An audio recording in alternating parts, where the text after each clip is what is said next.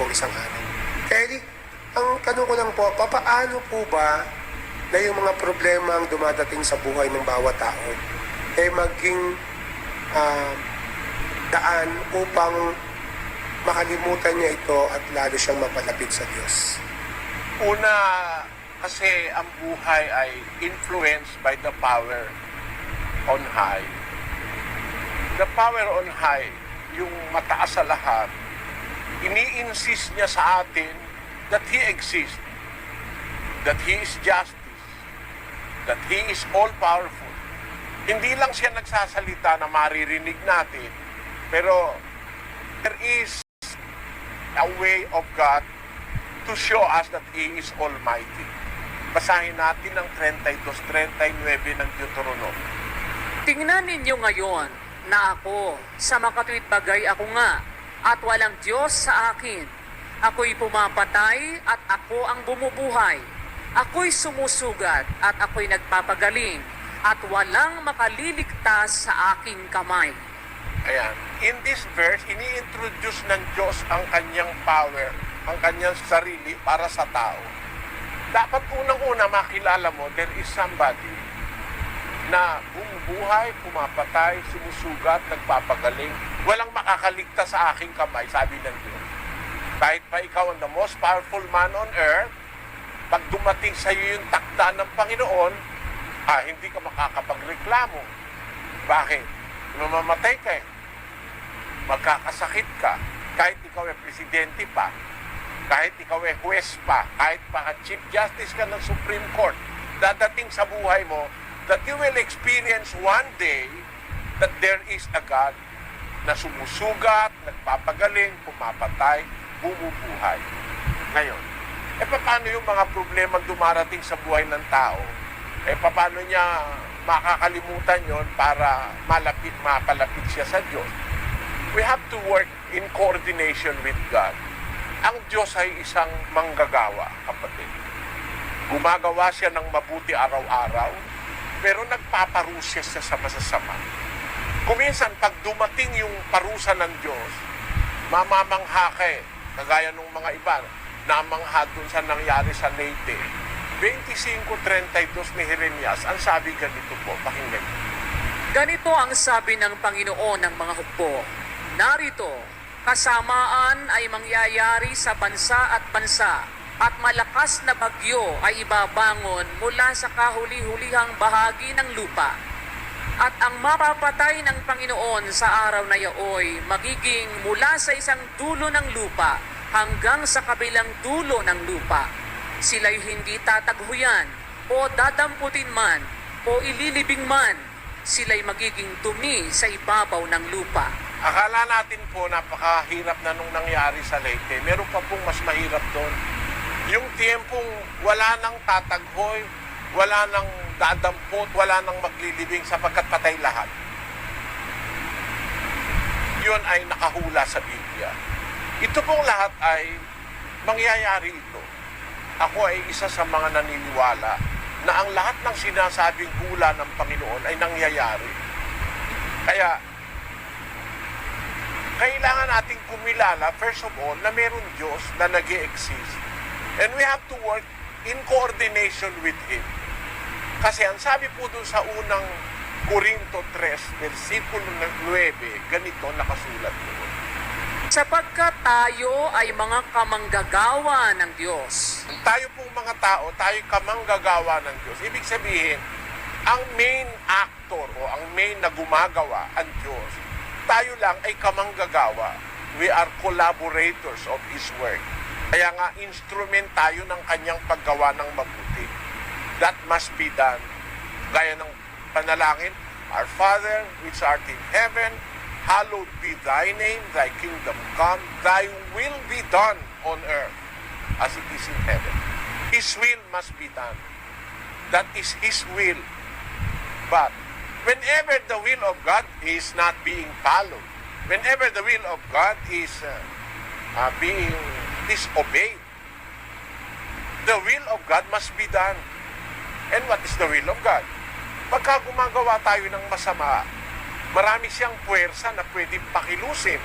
Pwede siyang magpalindol, pwede siyang magpa-tidal wave, pwede siyang magpabagyo. Basahin natin ng 9:5 ng Job. Na siyang naglilipat ng mga bundok at hindi nila nalalaman pagka nililiglig niya sa kanyang pagkagalit. Na siyang umuuga ng lupa sa kanyang kinaroroonan at ang mga haligi nito ay nangayayanig. Yung paglindol po is a manifestation of God's wrath. Galit ng Diyos yan. Para magpaalaala sa tao to remind you na merong nag-i-exist na Diyos na hustisya.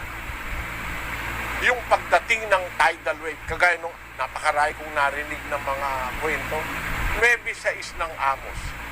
Siya na gumawa ng kanyang mga silid sa langit at kumatha ng kanyang balantok sa lupa. Siya na tumatawag ng tubig sa dagat at ibinubugso sa ibabaw ng lupa. Panginoon ang kanyang pangalan. Ayan. Ang Panginoon ang kanyang pangalan. Siya na gumawa ng balantok sa lupa. Alam natin yung balantok yung curvature of the earth, which sometimes is impossible to believe na bakit mangyayari na ang earth naka-curve na ganon, yung tubig niya na nakabalot sa earth, yung mga ocean natin, naka-curve din yan, may curvature yan, because the earth is round. Kaya sabi ng Biblia, siya ang gumawa ng balantok sa lupa. Pero kahit na may balantok pa, may hindrance para yung tubig sumalunga dun sa balantok, nagagawa ng Diyos yun. Natatawag siya ng tubig sa dagat para ibukso sa ibabaw ng lupa. And nobody can resist that. Nakita natin ito sa Leyte. A sample ay nangyari sa Thailand some years back. Ngayon nangyari sa Leyte. Yung mga tidal waves, yan ay manifestation ng God's wrath. Ngayon, paano tayo, kung dumadating ang problema sa buhay, paano natin makakalimutan yun?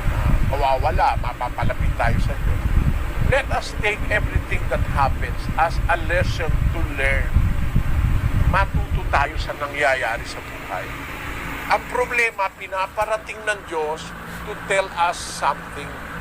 No, kaya ka nagkaganyan, masama kasi ginawa mo Ito, kaya ka nagkaganyan kasi nakalimutan mo na ako Yan, ginagamit po ng Diyos yan para for us to think that we do not owe our lives. We do not manage our lives. There is somebody higher than us that will always do His will in accordance with justice, equity. Laging may ibabalance ang Diyos And that will finally happen doon sa araw ng paghukom. Ngayon, para makalimutan natin yung mga problema sa buhay, mapalapit tayo sa Diyos, 4:6 ng Filipos ang sabi.